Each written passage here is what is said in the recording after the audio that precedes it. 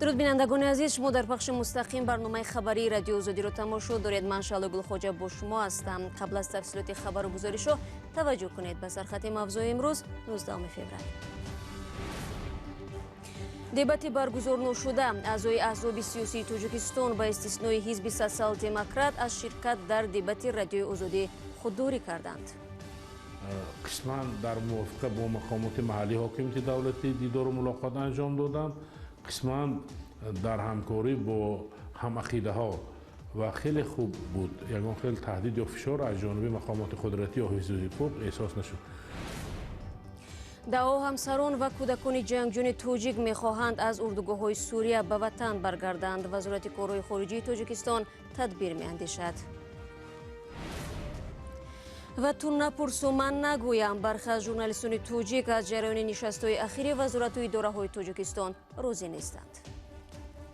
ҳамон саволҳое ки солҳои сол беҷавоб буданд бозам беҷавоб мемонанд. комиссияи марказии интихобот ва райпурсии Тоҷикистон эълон кард ҳизбҳои сиёсии кишвар аз фардо ба таблиғи барномаҳои пеш аз интихоботии худ ба воситаи шабакаҳои телевизионӣ оғоз мекунанд. баъди ҳамагӣ дар рӯзи дигар сокинони Тоҷикистон барои ширкат дар интихоботи парлумонӣ пои сандуқҳои рай мераванд. комиссияи марказии интихобот ва райпурсӣ мегӯяд то ҳол 600 вохӯрии намояндагони аъзо бо сокинон дар 17 нуқтаҳо доир шудааст. ҳамкорони мо дар душанбе кӯшиш карданд бо даъвати узви аҳзоби сиёсӣ бахши дуввуми дебати пеш аз интихоботиро баргузор кунанд.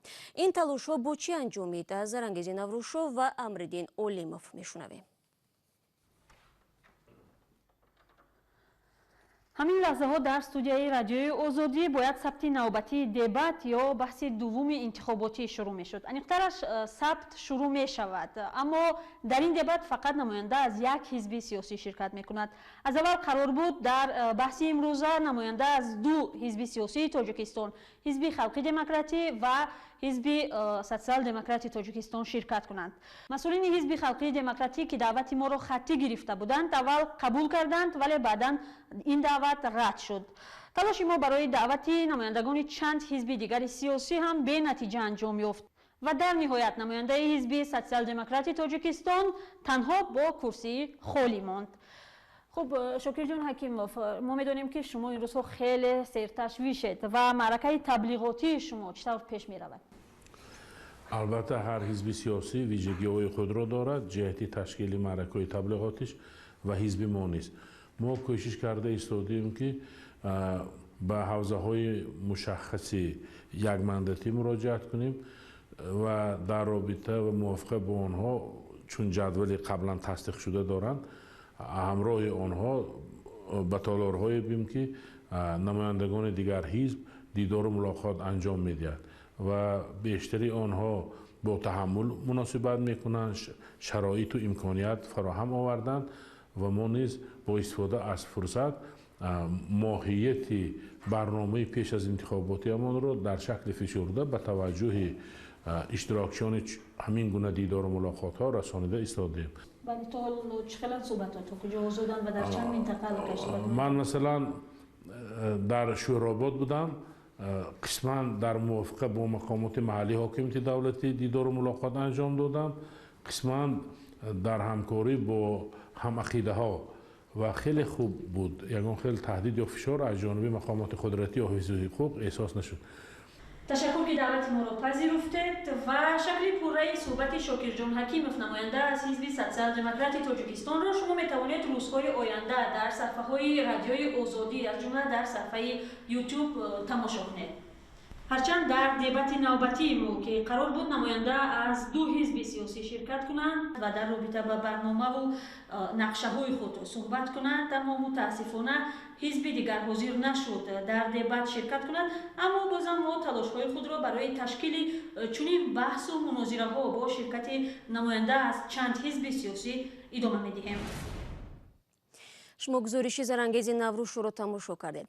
بینندگان عزیز، برای اون که شما از جریان برگزاری انتخابات پارلمانی آگاه باشید، بخش توجیکی رادیو آزادی برنامه خبری خود را به مراتب بیشتر میکند. روزهای یکم و دوم مارس حداقل 3 برنامه نیم ساعتی در پخش مستقیم منظورتون میگردد. اگر شما نیز از رفت انتخابات عکس و یا نواری میگیرید، لطفاً طریق وایبر و واتساپ به ما بفرستید.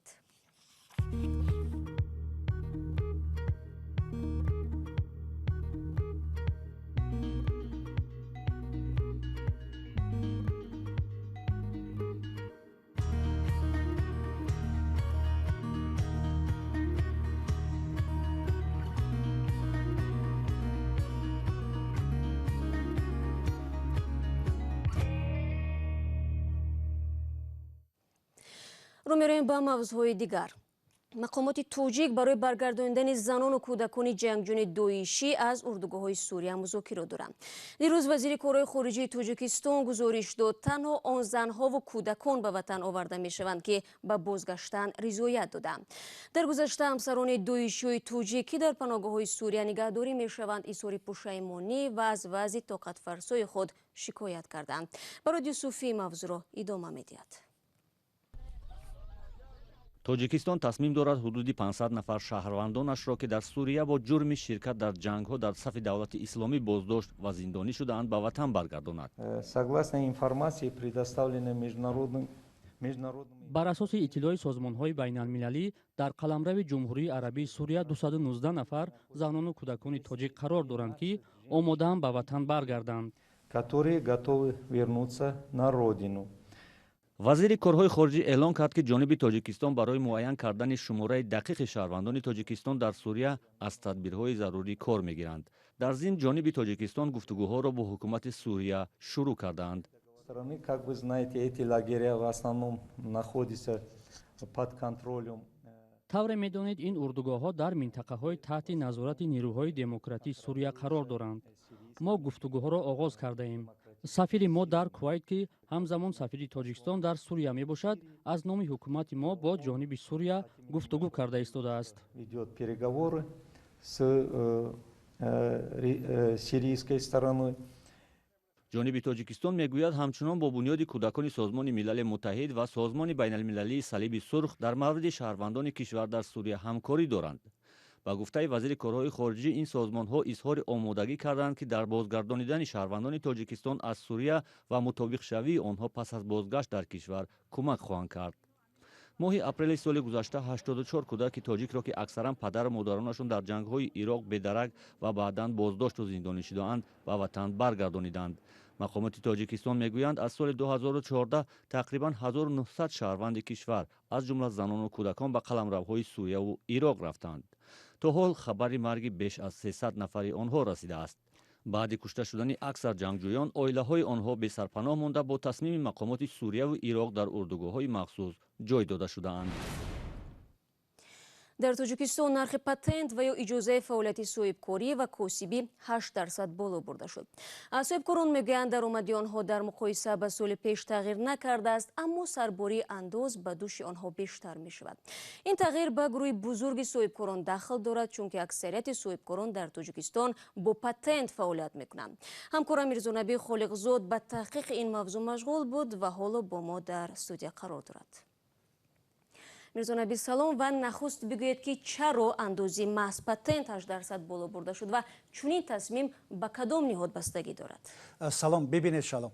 این تصمیم دو نهاد، وزارت مالیه و کمیته اندازه تاجیکستان است که فرمان درباره ایندکساسیون اندازهای پرداخت برای پتنت صادر کردند. این فرمان به اجرا درآمد. ولی چرا 8%؟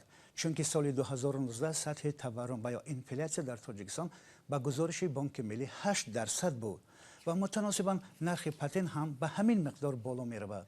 سال 2019 نرخ پتنت 54% بالا آورده شد. خب بیایید با مثال‌های مشخص و عادی به بینندگان بفهمونیم که بعد از این پول پتنت صاحبکاران و یا کاسبان تا چه حد بالا رفت؟ بله شلا. برای مثال آوازخوان‌ها تا به حال برای پتنت هر ماه 667 سامانی می پرداختند. اکنون 720 سامانی می دهند.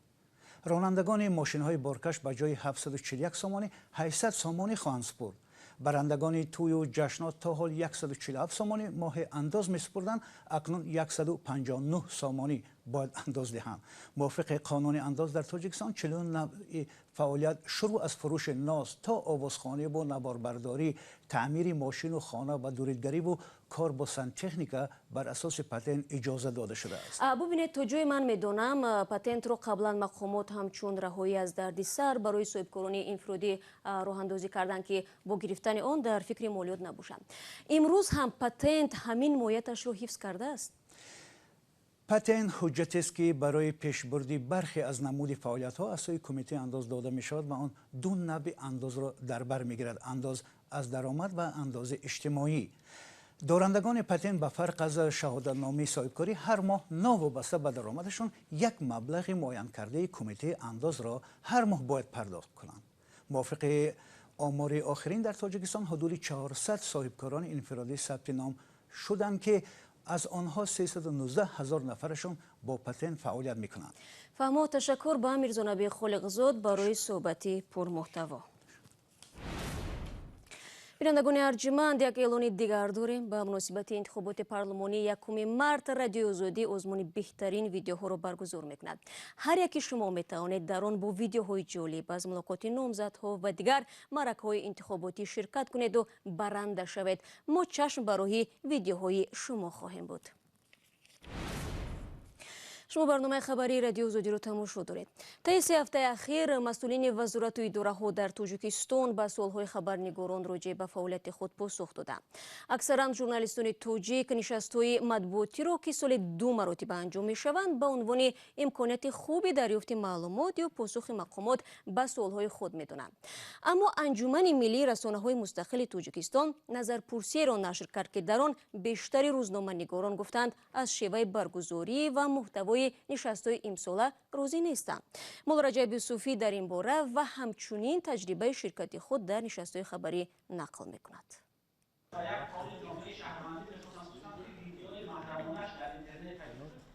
دیگه سوال هست مرحبا.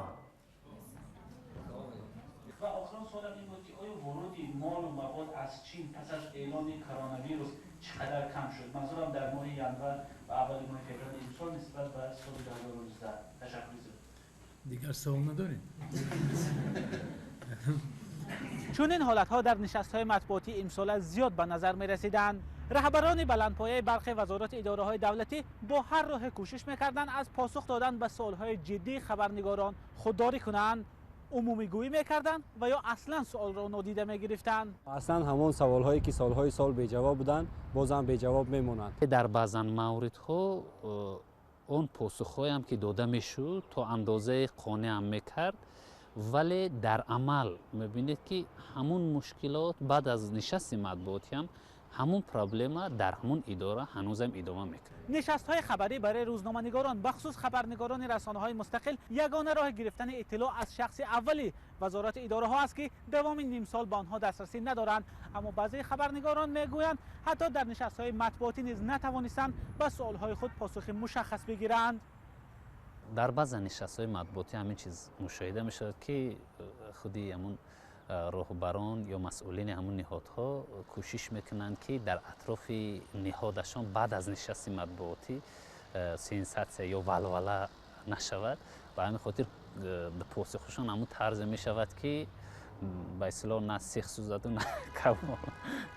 خبرنگارانی که در نشست‌های مطبوعاتی فعالانه اشتراک کردند میگویند در کمرنگ گذاشتن این نشست‌ها تنها مقامات را عیبدار کردن درست نیست، چون بودن روزنامه‌نگارانی که بدون آمادگی به این نشست‌ها میرفتند و سوال‌های نامشخص میدادند. مثلا سوال‌های کانکریت داده نمیتوانند، سوال‌های عمومی است یا که سوال‌هایی که وابسته است به زندگی شخصی خودشان، وابسته است به یگان نزدیکانشان و متاسفانه بودن حالت‌هایی که من حس کردم بعضن سوال‌ها از جانب ژورنالیستان سوال‌های فرمایشی هم بودند.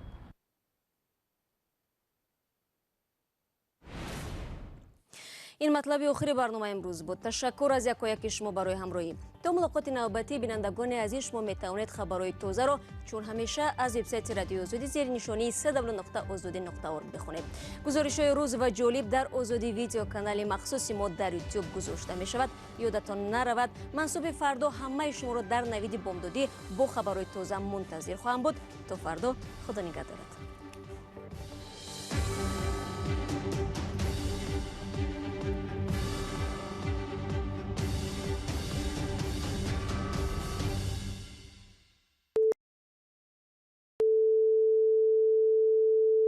This is Radio Free Europe, Radio Liberty, Praha.